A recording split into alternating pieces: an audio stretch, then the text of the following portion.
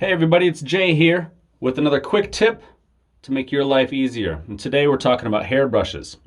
So I'm not going to over-explain this. It's a hairbrush. I use a hairbrush. I have long hair, and so after about a month of use, it looks like this, right?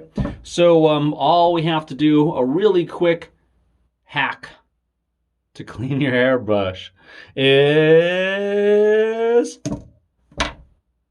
add some rubber bands to it. That's all you got to do. You can add more than that. I just put 3. So all we have to do is we have to take our rubber bands and start to pull them off. Just pull them off on the other side, flip them around, and you got 3 rubber bands, or however many that you want.